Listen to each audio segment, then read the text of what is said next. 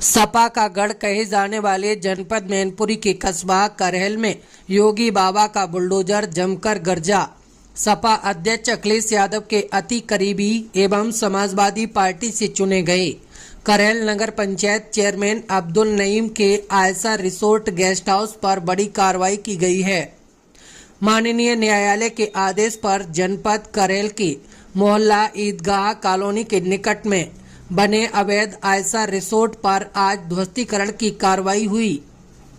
उप जिलाधिकारी नीरज कुमार द्विवेदी, तहसीलदार अनिल कुमार सिंह, पुलिस क्षेत्राधिकारी संतोष कुमार सिंह, थाना प्रभारी नीरज ललित पाटी सहित तमाम बड़े आला अधिकारी एवं भारी संख्या में पीएसी व पुलिस बल के साथ ईदगाह कॉलोनी पहुंची, जहां बड़ी संख्या में पुलिस बल देख आसपास के लोग आश्चर्यचकित नजर आए। भारी पुलिस बल के बीच आयशा रिसोर्ट को लगभग आधा दर्जन बुलडोजर से गिरा दिया गया।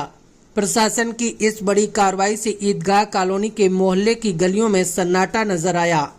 सुरक्षा एवं शांति व्यवस्था के मद्देनजर चौओर गलियों में पुलिस कर्मी नजर आए। आपको बताते चले, सपा के गढ़ में प्रशासन की इस कार्रवाई को बड़ा माना जा रहा है।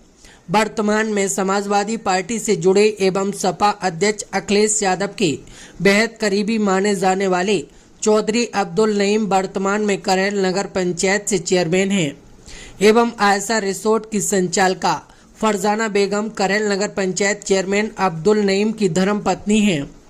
नगर पंचायत करहल के तालाब की भूमि पर अवैध कब्जा कर आयशा रिसोर्ट का निर्माण अवैध बताकर कार्रवाई हुई है। आज प्रशासन के द्वारा ये आप जी भूल जाइए, ये मेरे जो में ये मेरा मकान था, आवासीय मकान था, जिस पे हम रहते थे और मेरी बहन रहती थी। और यह ज़मीन हमने जो है कई लोगों से बेनामे से खरीदी है।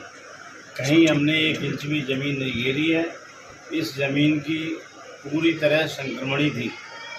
एक एसडीएम साहब आए थे शिवदयाल जी, उनने हमारी भूमि को असंक्रमणी कर दिया, जबकि ज़मीन संक्रमणी है। यह ज़मीन पहले तुलजाराम की थी। तुलजाराम के बाद उनके बेटे सूबेदार के पास आई। सूबेदार के पास से जो है ये आई है राम दुलारे के पास।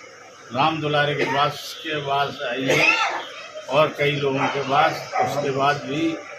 उसके बावजूद भी ये तहसील में से हमसे खारिज हुई। उसके बाद हम एडीएम साहब के यहाँ दावा हुआ हमारा, एसडीएम साहब के यहाँ मेरा दावा खारिज कर दिया।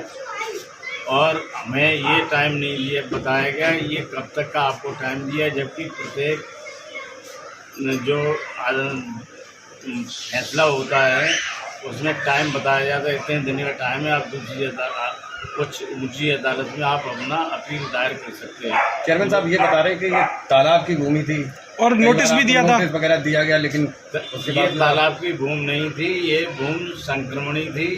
एक एसडीएम साहब आए थे शिवदयाल जी, उनने इसे खारिज कर दी।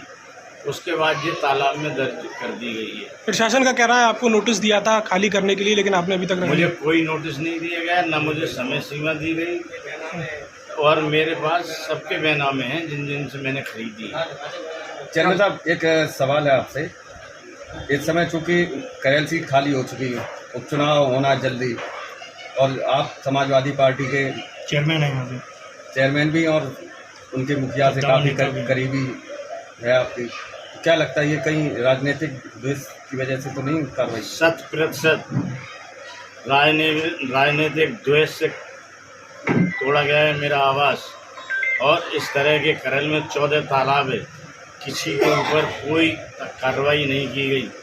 एक व्यक्ति विशेष जो हमसे जलता है, ईर्ष्या रखता है, उसी ने मेरी जो हमसे चुनाव में हार चुका है और 4थे नंबर पे है और अलोकप्रियता की पराकाष्ठा पे जी रहा है, उसे व्यक्तिगत रंजिश मान के उसने मेरे प्रति ये कार्रवाई करवाई।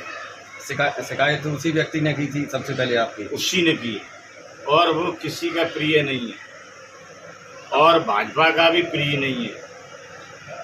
आपको क्या लगता है कि ये दबाव की राजनीति और ये क्या है जिस वजह से आ नहीं रहा है। बिल्कुल मेरा आवाज़ तो तोड़ा गया है, राजनीति से मेरे तोड़ तोड़ा की इमारत है ये?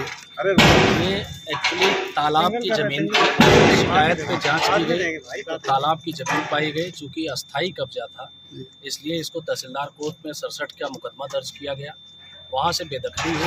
बेदखली के बाद जो है अपील में गए डीएम साहब के वहाँ। डीएम साहब के कोर्ट से भी ये इनकी अपील खारिज कर दी गई। खारिज होने के बाद फिर जिलाधिकारी महोदय के निर्देश पर फिर कार्रवाई की गई।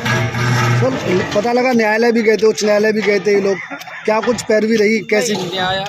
माननीय उच्च न्यायालय ने कुछ और नहीं कहा, सिर्फ ये कहा कि इनको सुनवाई करके उसके बाद इनके नियमानुसार कार्यवाही किया जाए।